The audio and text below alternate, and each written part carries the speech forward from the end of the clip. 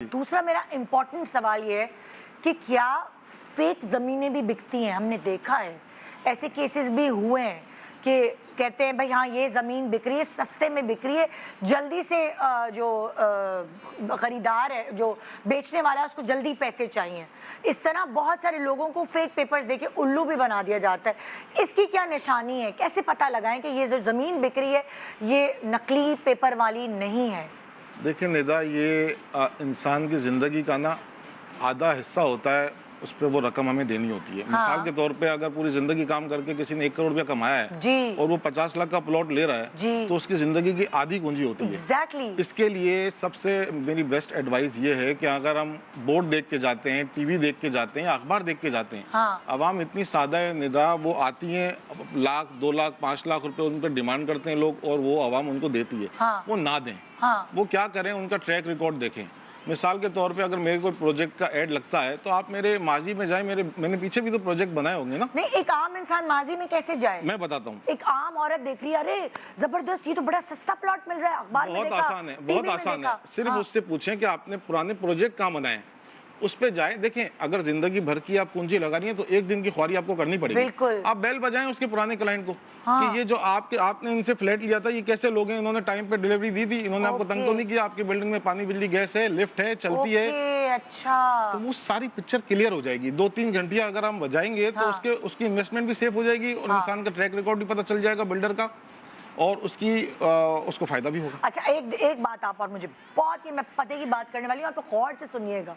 अब जैसे for example फलाना बिल्डर आए, मार्केटियर होते हैं, फलाना मार्केट क्या कहते हैं उसे, जो इश्तिहार नहीं आते, हाँ, मार्केटिंग कंपनी इश्तिहार लेकर आ रही होती है, आप जाते हैं और मार्केटिंग कंपनी से मिल रहे होते हैं, मशहूर मार्केटिंग कंपनीज होती हैं, मगर पीछे कौन बिल्डर है कैसे पता चलेगा? अगर कोई फेक बिल्डर हो तो देखें, मैं आपको बताता हूँ, बड़ा काम बगैर एसोसिएशन के नहीं हो सकता। आबाद एक एसोसिएशन है, एसोसिएशन बिल्डर्स एंड डेवलपर्स। आप उसको सबसे पहले देखें कि उसका मेंबर है। अगरचे मेंबर है तो उसने ज़मीन भी ली होगी, ज़मीन के इदारे बने हुए हैं, वहाँ जाके चेक कर ले। उसके बाद देखें, जो इदारे, बिल्कुल SBCA है, KDA है, आप जहाँ की भी ज़मीन होगी आप जाके वहाँ पे पूछ सकते हैं कि ये आपने NOC दी है।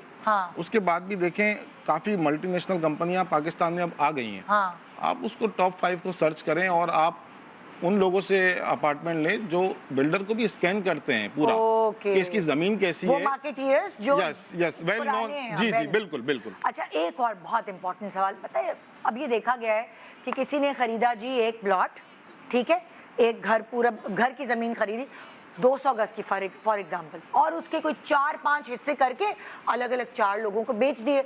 अगर वो किसी एक बंदे को बेचता वो ज़मीन, तो वो उतने पैसे उसको नहीं मिलते, लेकिन क्योंकि उसने उस पर कंस्ट्रक्शन करके 4 अलग अलग पोर्शंस बना दिए, तो क्या उसमें इन्वेस्ट करना चाहिए? बिल्कुल भी नहीं करना चाहिए, बिल्कुल भी नहीं करनी चाहिए। देखिए, लीगल और इलीगल में फर्क होता है ना। मिसाल के तौर पे आप एक पोर्शन में इन्वेस्ट करते हैं, वो 1 करोड़ रुपए का है, और आप एक प्रॉपर बिल्डर के अपार्टमेंट में जिसने NOC ली हुई है उसके बिल्डिंग में इन्वेस्ट करते हैं 1 करोड़ रुपए, तो वो 4-5 साल बाद वो डबल हो रही होती है वैल्यू।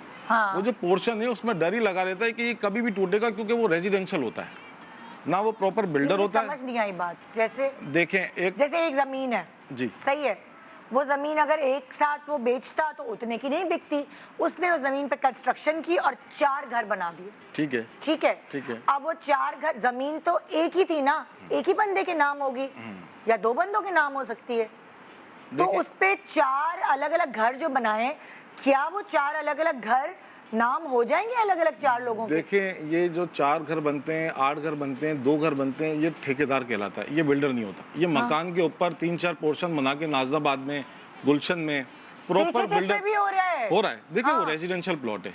आप कभी भी अपार्टमेंट रेजिडेंशियल प्लॉट पे नहीं लेंगे, आप कमर्शियल प्लॉट पे लेंगे। कमर्शियल प्लॉट पे हाई राइज बिल्डिंग बनती है, उस बिल्डर का नाम होता है, इदारों वालों ने उनको सेल NOC दी होती है। थोड़ा सा हम उस पर होमवर्क करेंगे तो आपको पिक्चर क्लियर हो जाएगी। आपका सवाल ये था कि इन्वेस्टमेंट कहाँ करनी चाहिए। इन्वेस्टमेंट कभी भी रेजिडेंशियल पे नहीं करनी चाहिए जिस पे पोर्शन बने हो, क्योंकि वो लीगल ही नहीं है। अच्छा जी, ये तो बहुत आम है यहाँ, ये तो बहुत आम है, मगर एक जमीन ली, उस पे 3 घर बना दिया। देखिए, अवेयरनेस आ रही है। ऐसा नहीं है, बहुत फर्क है। एक नॉन बिल्डर के काम में, एक पोर्शन वाले के काम में कोई मैच नहीं है। अच्छा, बिल्कुल। अगर आप घर लेंगे, आप देखने जाएंगे तो जमीन आसमान का फर्क है। हाँ हाँ। अच्छा, जो डबल स्टोरी घर है वो कितने गज पे अलाउ है, ये भी बताइएगा। डबल स्टोरी घर देखें आप 120 गज से लेके 399 गज तक अलाउ है। अच्छा, 400 गज पे वो ग्राउंड प्लस 1 हो जाता है। अच्छा, 120 गज का आपका घर है, 120 गज का आपका अप्रूवल होगा। अगर आपको उससे ऊपर बनाना है तो एडिशनल लीगल फीस इदारा लेगा और आपको परमिशन दे देगा। अच्छा, आपका अगर 400 गज का घर प्लॉट है तो आपको ग्राउंड प्लस 1 से ऊपर परमिशन नहीं मिलेगी। अच्छा, मतलब 400 गज के आप 2 फ्लोर और नहीं बना सकते। 399 तक बना सकते हैं। हाँ हाँ हाँ हाँ। ओके, ये छोटे छोटे से पॉइंट्स है ना जो इस तरह फिर बना के लोग बेच रहे होते हैं। जी, जी, जी। डबल स्टोरी भी, मैंने तो बहुत पीसेज में भी ऐसे घर देखे। बिल्कुल है, बिल्कुल है। 500 गज के, आपने 500 गज के ऊपर 4 मंजिला बना दी है और अलग अलग फ्लोर्स बेच दी हैं, लोगों ने खरीदे। इसी तरह के लोगों ने हमारा शहर बर्बाद कर दिया। हाँ, इसी तरह के लोगों ने। हाँ, तो ये है। Subscribe and press the bell icon to watch the latest dramas.